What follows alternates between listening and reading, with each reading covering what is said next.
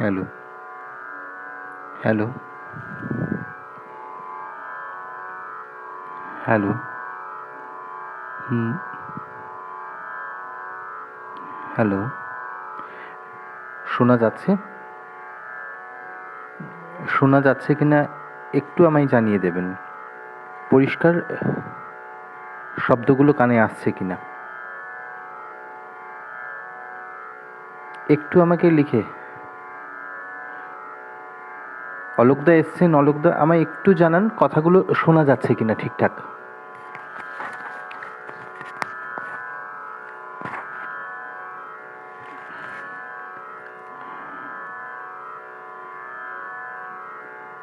ঠিক।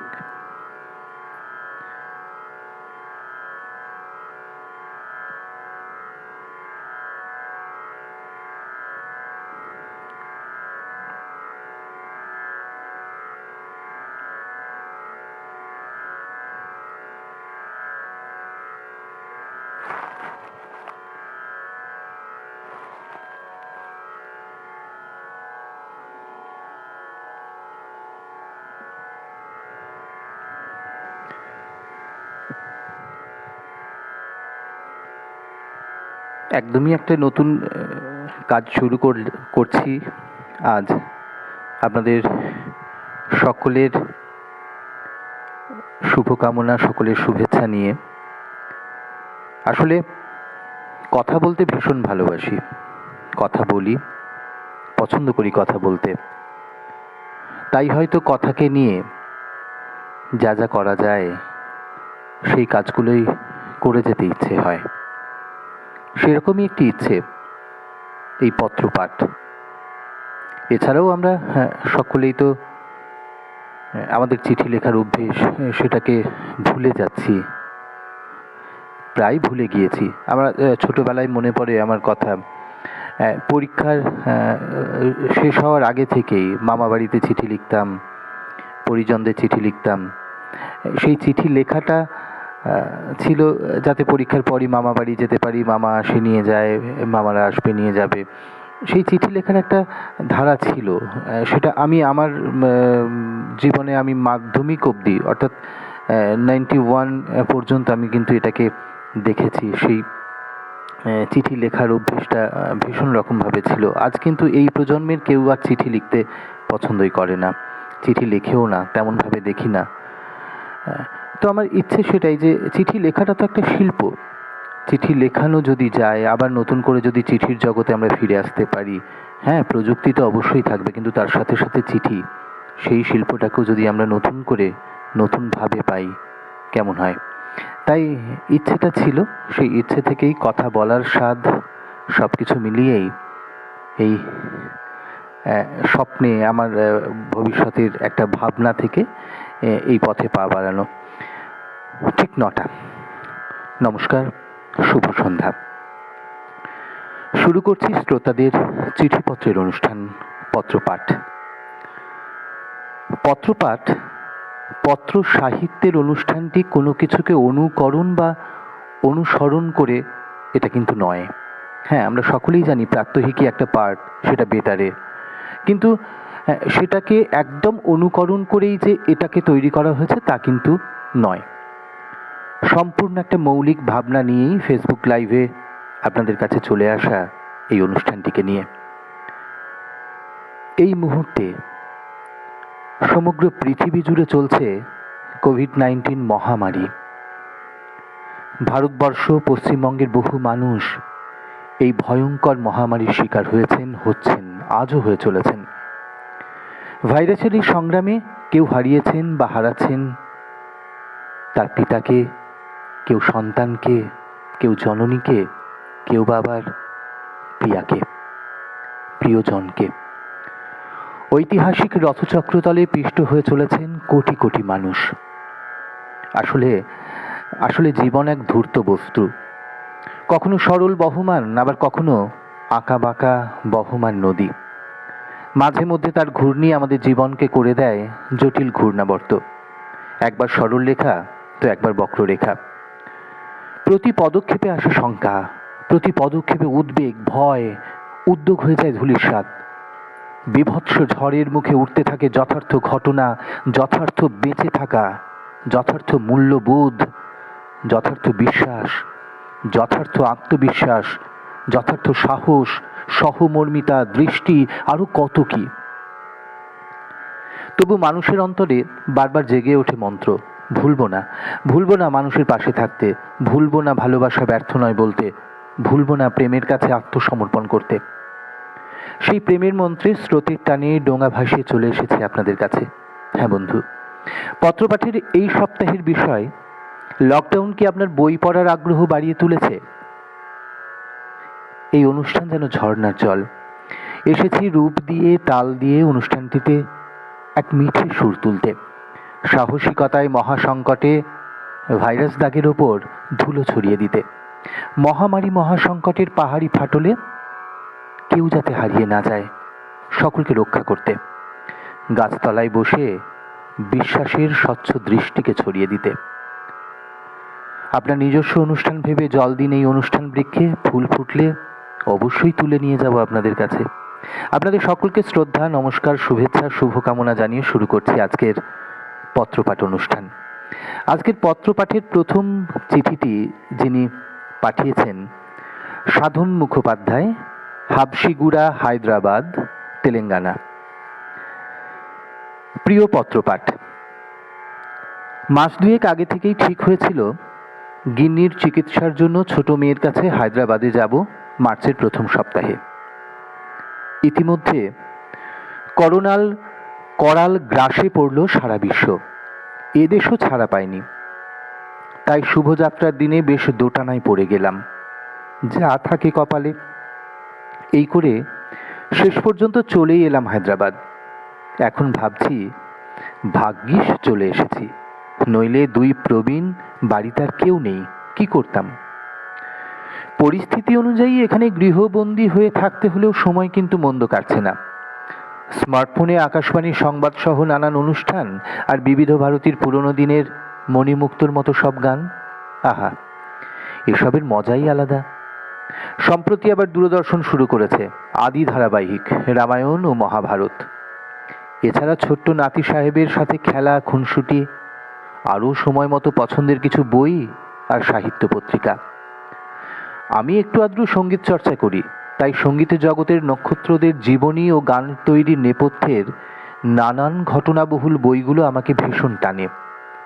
এই মুহূর্তে আমার হাতে রয়েছে হেমন্ত মুখোপাধ্যায়ের আমার গানের স্বরলিপি, মান্নাদের জীবনের জলসাঘরে, পুলক বন্দ্যোপাধ্যায়ের কথায় কথায় জেরাত হয়ে যায়, ইত্যাদি ইত্যাদি। আর গুরুদেবের গীতবিতান্ত সর্বকালের সঙ্গী। গানের বাণীগুলি শুধু পড়ে আর উপলব্ধিতে এনেই অদ্ভুত এক আনন্দ পেতে থাকি। শোনার আনন্দ তো আছেই। সব মিলিয়ে সুন্দর কাটছে সময়।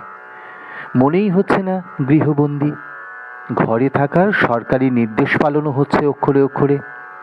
আশা করছি এভাবেই করোনাকে জব্দ করে ফেলতে সক্ষম হব সকলে মিলে। আমরা করব জয়, নিশ্চয়ই। সকলে বাড়িতেই থাকুন, সুরক্ষিত থাকুন।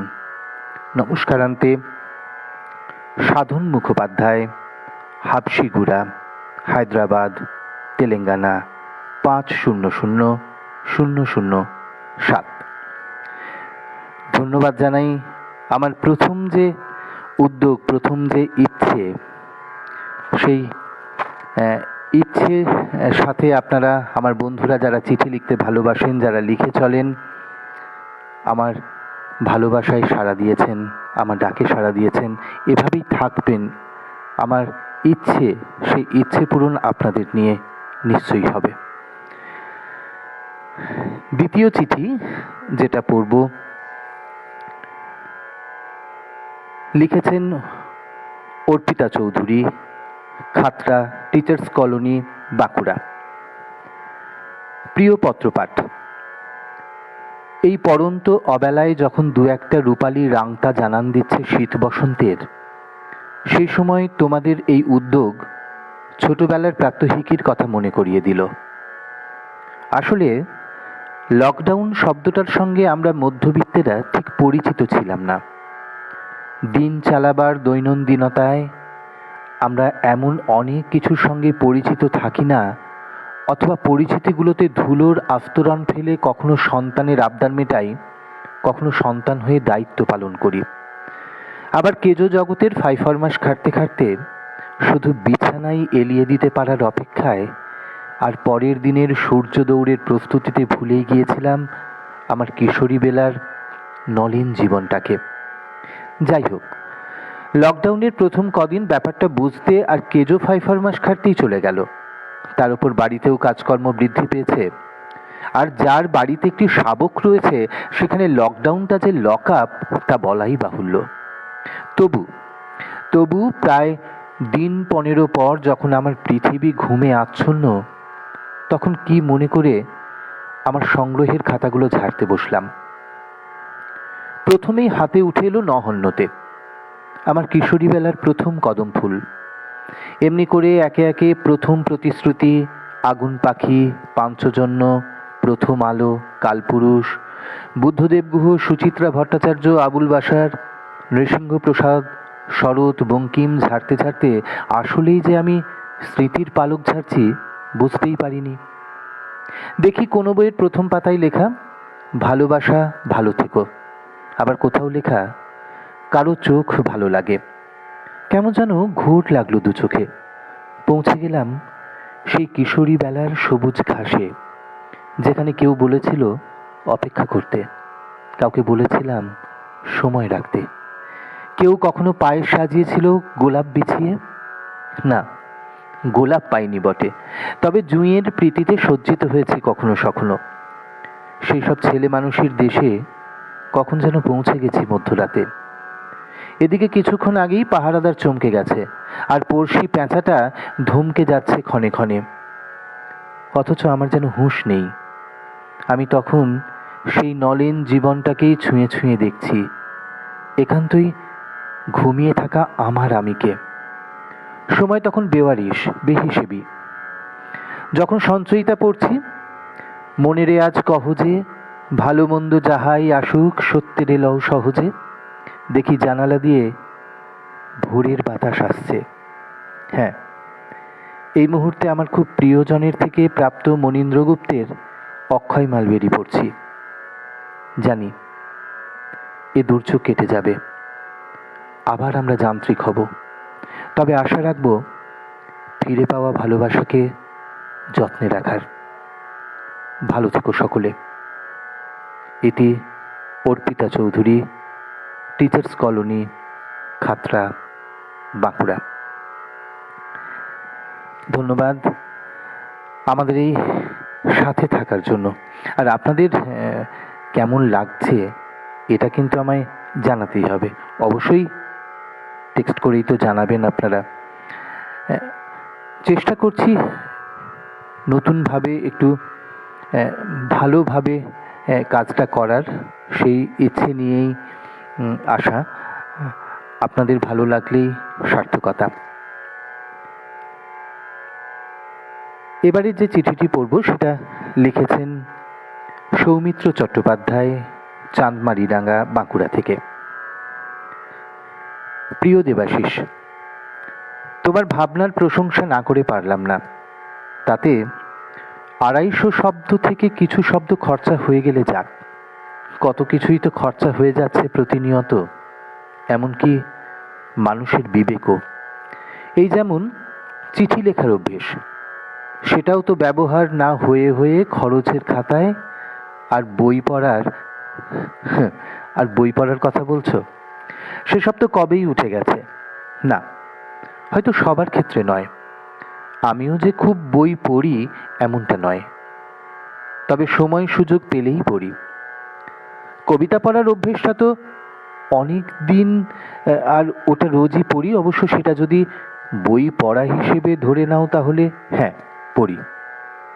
আচ্ছা দেবাশিস, এখন তো পাড়ায় পাড়ায় বই মেলা হয়, আমার পাড়াতেও হয়, জেলা বই মেলা। বিকেল থেকে রাত পর্যন্ত বেশিরভাগ মেলা প্রেমীদের বই হাতে করে কফির কাপে চুমুক দিতে দিতে বাড়ি ফিরতে দেখি। সেই দিন অনেক রাতে বা তার পরের দিন সকালেই চেনা অচেনা অনেককেই ফেসবুকের নিজস্ব পেজে সংগৃহীত বইয়ের ছবি সাঁটাতেও দেখি। তবে তাঁদের আর কোনোদিন জিজ্ঞাসা করে হয়ে ওঠে না বইগুলো পড়েছেন কিনা ইত্যাদি ইত্যাদি। কেউ জিজ্ঞেস করে না। ক্রেতা বা পাঠক পাঠিকার এ দায় থাকবে কেন? আর তাছাড়া ক্রেতাকে সবসময় পাঠক বা পাঠিকা হয়ে উঠতে হবে এমন তো কোনো শর্ত দিয়ে প্রকাশক বই ছাপেন না। আমি দেখতে পাচ্ছি চিঠিটা পড়তে পড়তে তোমার ঠোঁটের কোণে লেগে থাকা মুচকি হাসির রামধনু। না না, হাসির কথা নয় দেবাশিস। তুমি এমন একটা বিষয়বস্তু নিয়ে লিখতে বলেছ যে সকাল থেকে আমার ভীষণ চিন্তা হচ্ছে এই ভেবে যে লিখতে গিয়ে না জানি সত্যি আর মিথ্যের অনুপাত শেষ পর্যন্ত কি দাঁড়াবে। এই চিঠি তো আর কম বয়সের প্রেমপত্র নয় যে নিজের সম্পর্কে বেশ বাড়িয়ে বাড়িয়ে লিখে পাঠাবো প্রেমিকাকে। তবে হ্যাঁ, এটুকু বলতেই পারি, লকডাউন পরিস্থিতিতে পড়ার অভ্যেস বেড়েছে বই কি। ফেসবুক হোয়াটসঅ্যাপে পাওয়া নিত্য নতুন লেখা যেমন পড়ছি, বইয়ের পাতা উল্টে আবারও পড়ছি ফেলুদা, কিরিটি হোমস। কেন জানি না এইরকম একটা জটিল পরিস্থিতিতে আমাকে গোয়েন্দা গল্পই টানছে বেশি। ভালো থেকো। এতে সৌমিত্র চট্টোপাধ্যায়, চাঁদমারিডাঙ্গা, বাঁকুড়া। কৃতজ্ঞতা জানাই। এভাবেই আগামী যে বিষয়গুলো আমরা বলবো সেই বিষয়গুলোতে আপনাদের সকলের সহযোগিতা তো থাকবেই। আমি একটু আমার আগামী পর্বের যে বিষয় সেটা আপনারা যারা শুনছেন সকলকে বলে দিয়ে আপনারা আমায় অবশ্যই চিঠি পাঠাবেন। আগামী সপ্তাহের বিষয়, যেহেতু আমরা কবিপক্ষ পড়ে যাচ্ছে, আমরা কি রবীন্দ্রনাথ পড়ি? পড়লেও তা কেমনভাবে পড়ি? রবীন্দ্রনাথ পড়াশুনো করে আমাদের জীবন চলায় তার কোনো ছন্দ কি আমরা খুঁজে পাই? অপরকে রবীন্দ্রনাথ পড়বার জন্য কিভাবে আমরা উদ্বুদ্ধ করি? রবীন্দ্রনাথকে নিয়ে অন্যেরা যখন অশ্লীল কথা বলে তখন আমাদের মানসিকতা কেমন হয়? এইসব নিয়ে আগামী সপ্তাহের রবিবার 10ই মে তারিখের পত্রপাঠের বিষয়, আমরা কি রবীন্দ্রনাথ পড়ি? অবশ্যই লিখবেন চিঠি 9ই মে শনিবার রাত্রি 12টার মধ্যে, আর লিখবেন 250 থেকে 300 শব্দের মধ্যে। পরিষ্কার ভাবে মোবাইলে লেখা অথবা হাতের লেখা চিঠি আমাকে হোয়াটসঅ্যাপের নম্বরে 9732066113 এই নম্বরে অবশ্যই পাঠাবেন। সঙ্গে আপনার নাম ঠিকানা উল্লেখ করবেন। এবারে যে চিঠিটি পড়ব সেই চিঠিটি লিখেছেন শঙ্খ অধিকারী, সাবরাকোণ, বাঁকুড়া থেকে। শিল্প সংক্রান্ত একটি তাত্ত্বিক প্রতর্ক নিয়ে একসময় তাবর তাবর তাত্ত্বিকেরা মাথা ঘামিয়েছিলেন খুব। এখনো কেউ কেউ এই আলোচনার উত্থাপন করেন। বিষয়টি হল শিল্পের জন্য শিল্প, আর্ট ফর আর্ট। এই বিষয়টি আমাদের বর্তমান আলোচনার অনেকটাই দূরবর্তী। তাই এই বিষয়টি এড়িয়ে আমরা বরং সহজেই শিল্পের সঙ্গে অবসরের যোগাযোগ নিয়ে আলোচনা করতে পারি। স্রষ্টার অবসরেই ফুটে ওঠে শিল্পের মুকুল, আর আস্বাদনকারীর অবসরেই সেই মুকুল সার্থক প্রস্ফুটিত পুষ্পরাজির মর্যাদা পায়। প্রিয় দেবাশিসদার লাইভ ফেসবুকের এই অনুষ্ঠানের যে বিষয়, তার মধ্যেও জড়িয়ে রয়েছে এই অবসর তত্ত্বের অনুষঙ্গ। পৃথিবীর গভীরতর এই অসুখে উপায়হীন মানুষ যখন ঘরেই বসে রয়েছে এবং সেই গৃহযাপন যখন ধাপে ধাপে দীর্ঘ থেকে দীর্ঘতর হচ্ছে, তখন মানুষ হয় তার ঘরের পুরনো তরঙ্গ হাতড়ে বার করছে, ছেলেবেলার লজ্জা জড়ানো শুকনো গোলাপ, কিংবা মনের তরঙ্গ হাতড়ে বের করছে এক চিলতে মিষ্টি স্মৃতির লাজুক হাসি।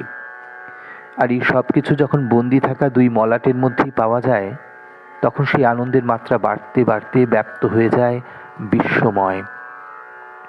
তখন আর মারণ ব্যাধির মৃত্যু আক্রান্তের রক্তচক্ষুকে কোনো ভয় থাকে না।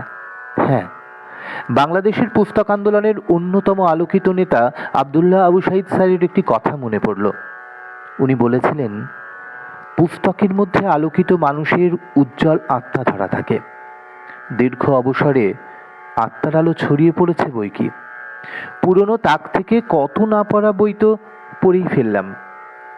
5-7টি শারদ সংখ্যা পড়তে সারা বছর লেগে যেত নানান ব্যস্ততার মাঝে।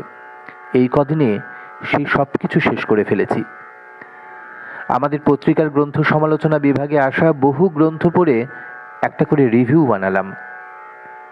চিরদিনের ধ্রুপদ সাহিত্যের বেশ কিছু আবার নতুন করে পড়ে ফেলা গেল।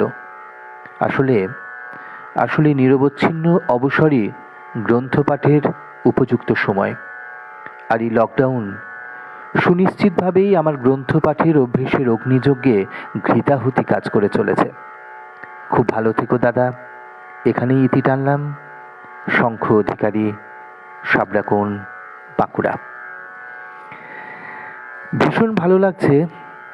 আমি আগেই বলছিলাম যে এটা যে একটা শিল্প, চিঠি লেখাটা যে একটা শিল্প, সেই শিল্প নিয়েই তাদের লেখা, তাদের কলম সেভাবেই লিখে চলেছেন সুন্দরভাবে, আর সেটা পড়তে পাচ্ছি। আমারও তো ভীষণই ভালো লাগছে। আপনাদের মতামত তো অবশ্যই আপনারা জানাবেন আমায়। অপেক্ষায় থাকবো। এবারের চিঠিটি লিখেছেন প্রদীপ মৌলিক, দমদম ক্যান্টনমেন্ট থেকে, কলকাতা। প্রিয় দেবাশিস, আপনাকে ধন্যবাদ। বই পড়াটা আমার কাছে নেশার মতো। এই সময় বই পড়েই সময় কাটছে বেশি।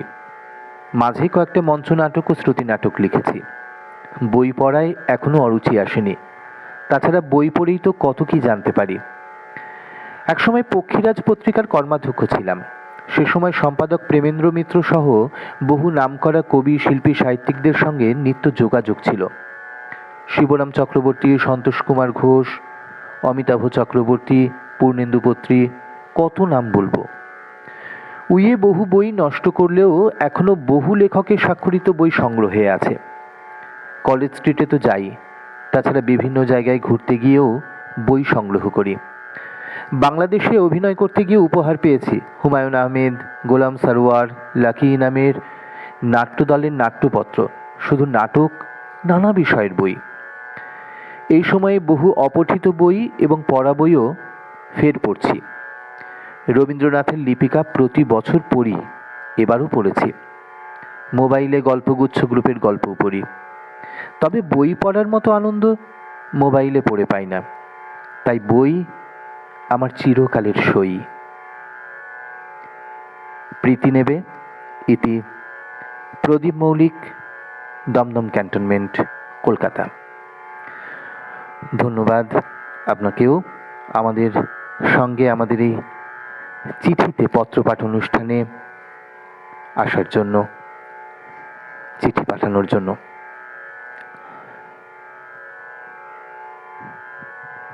এবারের চিঠিটি লিখেছেন ভজন দত্ত, স্কুলডাঙ্গা, বাঁকুড়া থেকে। জানো দেবাশিস, মাঠের সাইড লাইনে বসে আছি। ঘরকে যদি প্যাভিলিয়ন ভাবো, তবে ধরে নাও প্যাভিলিয়নেই বসে আছি প্যাড আপ করে। টিভিতে লাইভ দেখাচ্ছে খেলা।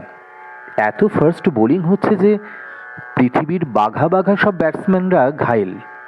ধরো এক একটা ব্যাটসম্যানের নাম এক একটা দেশের নামে। তারা যখন সব অসহায়, একের পর এক প্রতিদিন উইকেট পতন, স্কোর না নির্বাচনী ফলাফল দেখছি সব যখন ঘেঁটে তখন মনের অবস্থা বুঝতেই পারছো। যে কোনো সময় কারোর না কারোর ডাক পড়তেই পারে। আমি প্যাড আপেই আছি। মাঝে মাঝে চার দেওয়ালের ভেতর রিচার্ডসের মতো ব্যাট ঘোরাচ্ছি, ওয়ার্ম আপ করছি, এই নামতে হবে বলে। জানি আউটের কপাল, তাই আবার কিছু বুঝে ওঠার আগেই আউট হতে হবে যে খেলায়, সেই খেলায় নামার আগে তাই পেছন তাকিয়ে দেখি বারবার, ওদের ভবিষ্যৎ ভেবে আকুল হয়ে। বাজারে ভিড় বাড়িয়ে ইমিউনাইজেশনের বাড়ানোর জন্য প্রাণীজ প্রোটিন না হোক সাধারণ ডাল ভাত শাকসবজির আয়োজন করার চিন্তা করি। মোবাইলে খোঁজ নেয় দূরের বন্ধু বান্ধব, আত্মীয় স্বজনেরা। মাঠে নামিনি এখনো, বলি ওদের, বলি ভালো আছি, বাড়িতে আছি। তারপর মোবাইলে নেট অন করলেই হরহর করে জল ঢুকে। এখানে ওখানে উইকেট পতনের খবর, খেলার নিয়ম না মেনে বিশৃঙ্খলার খবর আসে। আইনের রক্ষকদের সভয়ে পলায়নের দৃশ্য দেখি, আর আসে এত এত লাইভ ও ভিডিও। বিশ্বাস করো, মানুষের যে এত এত প্রতিভা লুকিয়েছিল জানতামই না এই লকডাউন না পড়লে। কজনই বা দেখে সেসব? আমার সেসবের কিছুই দেখা হয় না। কত কত লেখা দেখি, তার ভেতরে ঢোকা হয় না। আমি লাইক দিয়ে নিজের অস্তিত্ব, নিজের বেঁচে থাকা প্রবলভাবে জাহির করি। ঘরের বইগুলো এর আগে কোনোদিন সময় পায়নি আমাকে এভাবে দেখতে। ওর সব জুলজুল করে তাকিয়ে আছে আমার দিকে। ওদের গায়ে জমে আছে এত এত ধুলো না জীবাণু, কে জানে। খুব ইচ্ছে করে ওদের স্যানিটাইজ না করি, একটু পরিষ্কার করে গুছিয়ে সুন্দরম তো করে তুলতে পারি। সত্যি বলছি, করা হয় না। এক একটা বই খুলে পাতার পর পাতা উল্টে যায়, শুধু পড়া হয় না। সেই কবে থেকে প্যাড আপ করে বসে আছি, কখন যে ডাক আসে কে জানে। জানো দেবাশিস, খুব পড়তে ইচ্ছে করে, কিন্তু বেহায়া মন কিছুতেই সায় দেয় না যে। সে এসে আমার দু চোখের পাতায় দুদণ্ড বসে না, আমার আর পড়া হয় না। এই প্যাড, হেলমেট, গ্লাভস, ব্যাট যদি একবার নামিয়ে রাখতে পারতাম, তবে হয়তো। ভজন দত্ত, স্কুলডাঙ্গা, বাঁকুড়া। বন্ধু, আমাদের তো জিততে হবেই। হেরে যাওয়ার তো কোনো জায়গা নেই। মহাসংকট, সেই মহাসংকট থেকে আমাদের প্রত্যেককে, প্রতিটি মানুষকে বেরিয়ে আসতে হবে। আবারও বলতে ইচ্ছে হয় আমরা করব জয়, নিশ্চয়ই। তবে অবশ্যই সাবধানতা তো নিতেই হবে। সাবধানে থাকবেন সবাই। এবারের চিঠিটি লিখেছেন শক্তি চট্টোপাধ্যায়, গ্রাম একতেশ্বর, ডাক থানা, জেলা বাঁকুড়া, সূচক 722-101, পশ্চিমবঙ্গ। প্রিয় পত্রপাঠ, মহাসংকটে এমন একটি বিষয় উত্থাপন করবার জন্য অভিনন্দন জানাই। পরে লকডাউন কি আপনার বই পড়ার আগ্রহ বাড়িয়ে তুলেছে শীর্ষক বিষয় সম্পর্কে বলি। শুধুমাত্র লকডাউন চলছে বলেই নয়, বই পড়ার আগ্রহ আমার আছে ও থাকবে, এটা আমার চিরকালের। তবে স্বীকার করতেই হবে, লকডাউন আমার বই পড়ার আগ্রহ ইদানিং আরও বেশি বাড়িয়ে তুলেছে। ভালো ভাষা চর্চা ও মগজে তেল দেবার জন্য বই পড়া খুব জরুরি হয়ে যায়। তা সে সাহিত্য, কবিতা, ধর্মীয় কিংবা পৌরাণিক কাহিনীর বই যাই বা হোক না কেন। পড়তে বসার মতো করে সাজিয়ে গুছিয়ে হ্যারিকেনের মৃদু আলোয় ঘুম চোখে জল ছিটিয়ে হয়তো সাবেকি পড়াটা আজ আর হয় না। তবে নেশা ও প্রয়োজনে বই পড়ি। আমি এই লকডাউনের মুহূর্তে উত্তরপ্রদেশের মোরাদাবাদ শহরের আমার মেয়ে জামাইয়ের বাসায় এসে গৃহবন্দী রয়েছি। বাংলা ভালো বই এখানে তেমন বিশেষ কিছু না থাকলেও কিছু বই পাচ্ছি। শরৎচন্দ্র চট্টোপাধ্যায়, গুরুদেব রবীন্দ্রনাথ ঠাকুর পড়ছি। শরৎচন্দ্র চট্টোপাধ্যায়ের লালু পড়ছিলাম, হেসে মারা যাবার জোগাড় হয়েছিল। রবীন্দ্রনাথের গল্পগুচ্ছ বইয়ের রাজপথের কথা, ঘাটের কথা পড়ছিলাম। বিভূতিভূষণ বন্দ্যোপাধ্যায়ের খেলাচন্দ্র ঘোষের বাড়িতে গৃহ শিক্ষকতার কথা পড়ছিলাম। রামকৃষ্ণ কথামৃত জীব সম্পর্কে শ্রী শ্রী রামকৃষ্ণ পরমহংসদেবের উপলব্ধি পড়ছিলাম। পড়ে মুগ্ধ হয়েছি। শ্রী শ্রী রামকৃষ্ণ পরমহংসদেব বলেছেন, জীব 4 ধরনের: নিত্যজীব, বদ্ধজীব, মুমুক্ষু জীব ও মুক্তজীব। নিত্যজীব তাঁরাই যারা জগৎকে শিক্ষা দেয়। বদ্ধজীব নিজের ধন সম্পত্তি নিয়েই ব্যস্ত থাকেন, ঈশ্বরে মোটেই ধ্যান দেন না। মুমুক্ষুজীব চেষ্টা করেন ঈশ্বরের পাদপদ্মে আসার, কিন্তু কেউ পারেন বা কেউ পারেন না। মুক্তজীব ধন সম্পত্তি সংসার থেকে সরিয়ে মুক্তভাবে ঈশ্বরের নাম গান চর্চা নিয়েই থাকেন। শ্রী রামকৃষ্ণ কথামৃত পড়ে জেনেছি সংসারে থাকতে হবে, মন রাখতে হবে ঈশ্বরের পাদপদ্মে। তেমনি আমিও সংসারে মন রেখে থাকি বইয়ের পাদপদ্মে। মুক্তজীব না হতে পারি, বদ্ধজীব আমি মোটেই নই, বিশেষত এই লকডাউনে। সকলে ভালো থাকুন, লকডাউনে বেশি বেশি বই পড়ুন, এই কামনা জানিয়ে শেষ করছি। বৃত্তান্তে শক্তি চট্টোপাধ্যায়, গ্রাম একতেশ্বর, ডাক থানা, জেলা বাঁকুড়া, সূচক 722101, পশ্চিমবঙ্গ। কৃতজ্ঞতা জানাই এইভাবে এই পত্রপাঠ অনুষ্ঠানে প্রথম দিনই যে এতগুলো চিঠি চলে আসবে আমার কাছে, এটা আমার অবিশ্বাস্য। আসলে আপনাদের ভালোবাসাতেই এগিয়ে আসা, আপনাদের ভালোবাসাতেই পথ চলা। আর শুরুতেই বলছিলাম না, আমি কথা বলতে ভালোবাসি, তাই কিভাবে সুন্দর করে কথা বলা যায়, কিভাবে কথা নিয়ে আপনাদের পাশে পৌঁছানো যায়, সেই চেষ্টাই করে যাচ্ছি। এবারের চিঠিটি লিখেছেন পীরপুকুর, বর্ধমান টাউন, পূর্ব বর্ধমান থেকে সুপ্রতীক মৈত্র। প্রিয় বরেশু, চিঠির প্রথমেই আপনাকে বৈশাখী শুভেচ্ছা জানাই। বৈশাখ জ্যৈষ্ঠ মাস দুটি আপনার আর আমার কাছে কিছুটা তাৎপর্যপূর্ণ, কারণ এই মাস দুটিতেই জন্মেছিলেন আমাদের হৃদয়ের রাজা কবিগুরু রবীন্দ্রনাথ, আর মাথার মুকুট বাংলার বুলবুল কবি নজরুল। এনাদের বাদ দিয়ে আমি ভীষণ রকম অসম্পূর্ণ। এনাদের প্রণাম করেই আজ ঢুকি বইয়ের জগতে।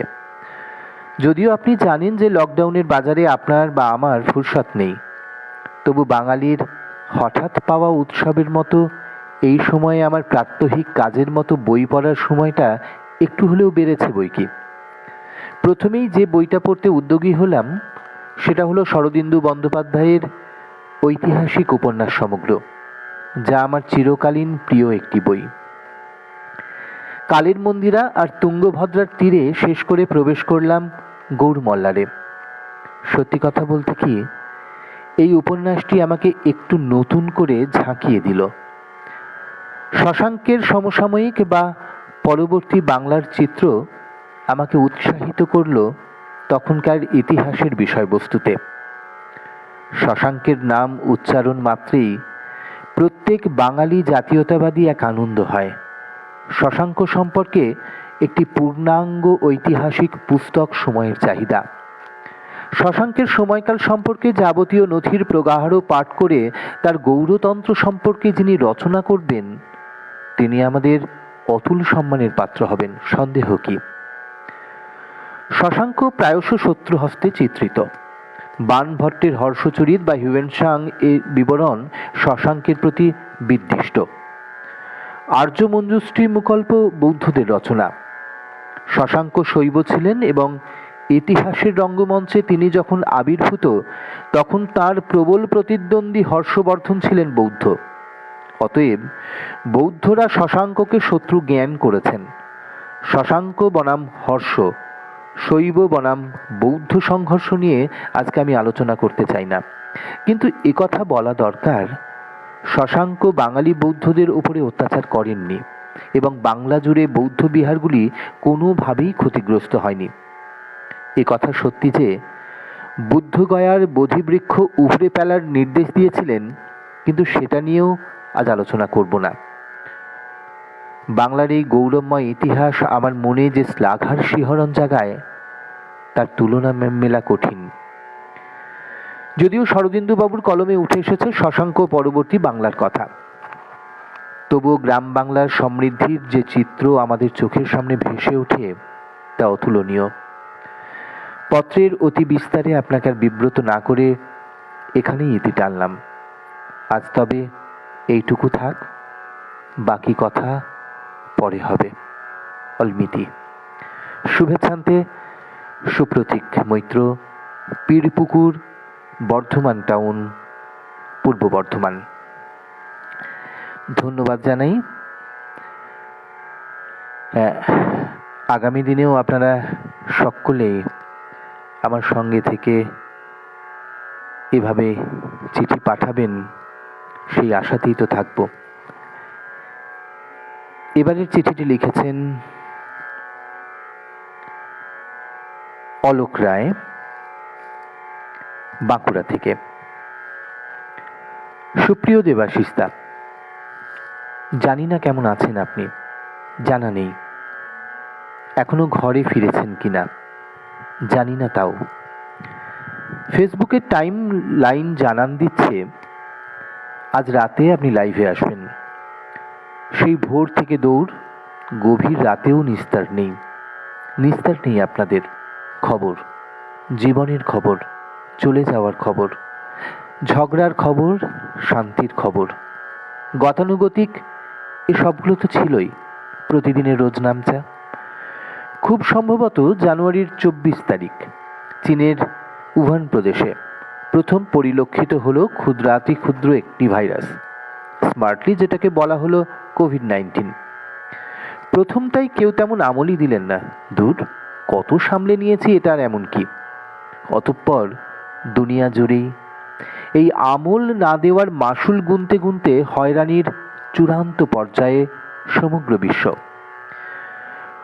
থমকে গেছে, মৃতদেহ রাখার জায়গা নেই, উন্নত অনুন্নত রেহাই পাচ্ছে না কেউ। প্রাচ্য থেকে পাশ্চাত্য শুধুই মৃতদেহের গন্ধ, কেউ ভালো নেই কোথাও। দাপিয়ে দাদাগিরি করছে নভেল করোনা। দিশাহারা এই বর্তমান। বানানে ভুল হচ্ছে জানি, জানা নেই এ চিঠি পৌঁছে যাবে কিনা জানি না। এখনো আপনি দুটি খেয়েছেন কিনা। চিঠি লেখার অভ্যেস অনেক দিনই নেই।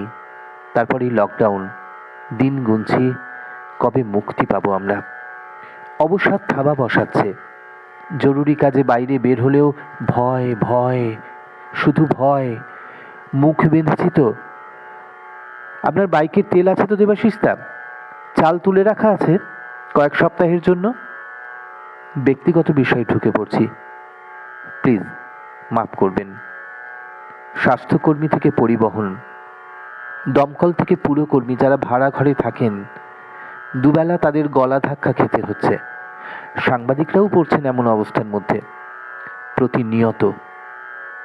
প্রতিনিয়ত অনিশ্চয়তা। আমরা বাঁচব তো? অবসাদ থাবা বসাচ্ছে ক্রমাগত। এই যে ইরফান খান চলে গেলেন, না পারেননি, কদিন আগেই মায়ের শেষকৃত্যে উপস্থিত হতে পারেননি। সেই 7 সমুদ্র 13 নদী, সেই 13 নদীর পাড়ে উড়ে যেতে, যেখানে তার চিকিৎসা হচ্ছিল। যদি যেতে পারতেন হয়তো আরো কয়েকটা দিন থাকলেও থেকে যেতেই পারতেন। চলে গেলেন অনেকেই, জানা নেই অবসাদ থেকে কিনা, জানি না শেষ কোথায়। কবে বলবেন আপনারা, আপনাদের মতো সাংবাদিকরা, না আর ভয় নেই, প্রতিষেধক আবিষ্কৃত? আপনার লাইভে এ চিঠি পড়বেন কিনা জানি না। আমি এও জানি না ঠিক সময়ে বাড়িতে পৌঁছেছেন কিনা। ইতিপূর্বে কখনো একসাথে এত মানুষের মনে এই আতঙ্ক আসেনি, যেখানে শুধুই আত্মক্ষয়ের ভাবনা দীর্ঘ হচ্ছে, অভাবে যন্ত্রণায়। আসার কথা এই, পৃথিবীর সমস্ত গবেষণাগারে যান প্রাণ লড়িয়ে সেই চেষ্টা অব্যাহত। কবে বলবেন আপনারা, কবে বলবেন ভয় নেই, নেই নেই ভয় নেই? গৃহবন্দী অবস্থায় এই অস্থিরতার মধ্যে পড়ছি রবীন্দ্রনাথ। নানা দেশ, নানা মানুষ, নানা পেশা, তবু প্রেম আর প্রেরণা একই। রবীন্দ্রনাথ সারা জীবনের দোসর। এই কদিনে তাঁর লেখা গল্পে খুঁজে নিচ্ছি জীবন। কখনো দেনা পাওনা, কখনো তাঁর কবিতায় করছি স্নান, নির্ঝরের স্বপ্নভঙ্গে, সঞ্চয়িতার পাতায় পাতায়। এই দুঃসময়েও কতটা প্রাসঙ্গিক তিনি। সমস্ত দিগন্ত জুড়ে সেদিনের আফ্রিকা, সব দিগন্তে প্রদোষকাল। লকডাউনের এই অস্থিরতায় বঙ্কিম রচনাবলিতেও চোখ গুঁজে খোঁজ করছিলাম সেই সমস্ত দিন আর সমকাল। শরৎচন্দ্রের কথাশিল্পে গফুরের আরতি, সেই মহেশ, সেই আমিনা। লকডাউনে বিশিষ্ট সাহিত্যিকদের লেখা যেমন পড়ছি, তেমনি বেশ কিছু লিটল ম্যাগ যা ছিল সংগ্রহে আমার, পড়েছি পাগলের মতো। ফেসবুকের টাইমলাইনেও মাঝে মাঝে চোখ রাখছি অনেকেরই। প্রিয় কবি অমিয় কুমার সেনগুপ্তের এসো মানুষ সঙ্গে এসো পড়লাম বহুবার। শ্যামলকান্তি দাশের শ্রেষ্ঠ কবিতা জয় গোস্বামীর পাগলি তোমার সঙ্গে যেমন পড়ছি সৌমিত্র চট্টোপাধ্যায়, শীতল বিশ্বাসের লেখা চাঁদের আগুন, পড়ছি প্রায়শই ভজন দত্ত দাদার টুকুস, আরও অনেক পড়ছি। এই অস্থিরতায় ফিরে যাচ্ছি পুনরায় সেই রবীন্দ্রনাথেই। আবারও তিনি যেমনটা বলেছেন, মৃত্যুর নেপথ্য হতে আর বার এলে তুমি ফিরে, নতুন বধূর সাজে হৃদয়ের বিবাহ মন্দিরে, নিঃশব্দ চরণপাতে। এইভাবেই এই অস্থিরতায় জিরিয়ে নিচ্ছি, খোঁজ করছি জীবনের তীব্র দহন দিনে। এই আবহে ভালো থাকার কথা বলতেও লজ্জা লাগছে ভীষণ, তবু বলছি আন্তরিকভাবেই, সাবধানে থাকবেন, ভালো থাকবেন। শুভেচ্ছান্তে অলোকদা। সত্যি তো আমরা প্রতিদিন যেভাবে বেরিয়ে চলি, যেভাবে যাই, কাজের মধ্যে মধ্যে ডুবে থাকতে হয়, আতঙ্ক, সেই আতঙ্ক তো আমাদের প্রতি ক্ষণে ক্ষণে। ভালো থাকবেন আপনারাও, ভালো তো থাকতেই হবে আপনাদের। সকলে মিলে ভালো থাকার একটা নতুন সকালের জন্যই আমাদের পথ চলা, আমাদের চেয়ে থাকা। এবারের চিঠিটি লিখেছেন নীলাদ্রি সখা, অমরকানন, বাঁকুড়া থেকে।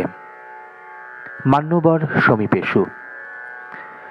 বিশ্ব সৃষ্টির ইতিহাসকে যাহারা মান্যতা দিবেন, তাহারা সর্বদাই বই পড়া চালাইয়া যাইবেন।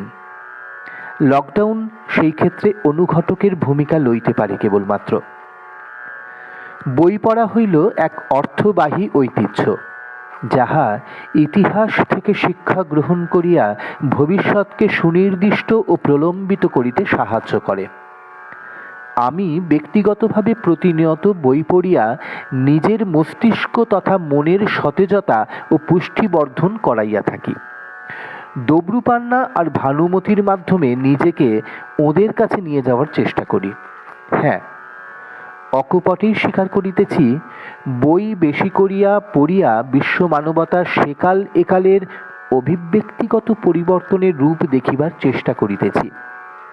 বিজ্ঞানের প্রতি আমার হার্দিক কৃতজ্ঞতা জানাইয়াও বলিতেছি, এই সময়ের অবসরে বই পড়া বৃদ্ধির সাথে সাথে আমার আবেগেরও শ্রীবৃদ্ধি হইয়াছে, যাহা আমার মনের বয়সকে কমাইয়া দিয়াছে। চড়ই বেতি, চড়ই বেতি। নমস্কারান্তে নীলাদ্রি সখা, অমরকানন, বাঁকুড়া।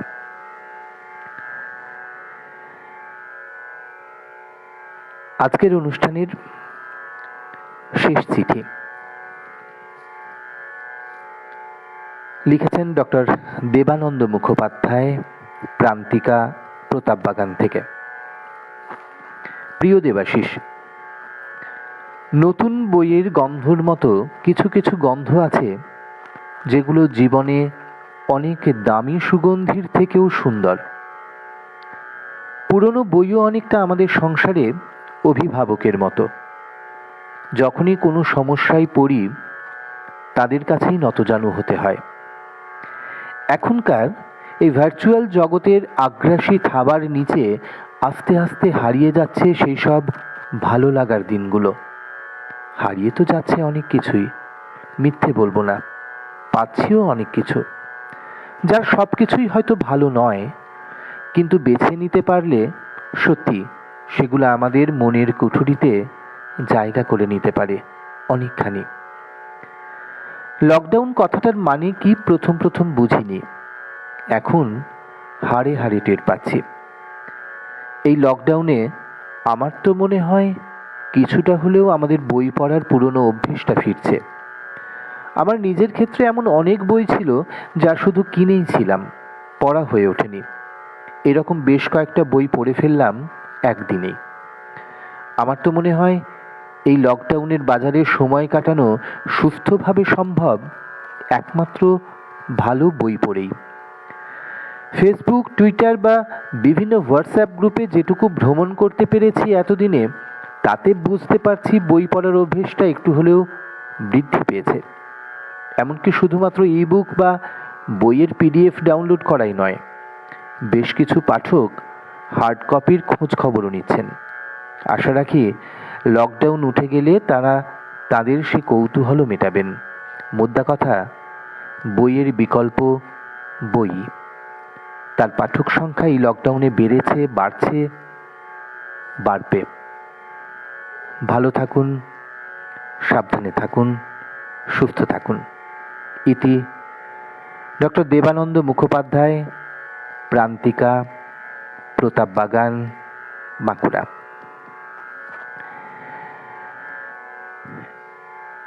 আমি আবারও বলে দিই, আগামী সপ্তাহের বিষয়, আমরা কি রবীন্দ্রনাথ পড়ি? পড়লে তা কেমনভাবে পড়ি? রবীন্দ্রনাথ পড়াশুনো করে আমাদের জীবন চলায় তার কোনো ছন্দ কি আমরা খুঁজে পাই?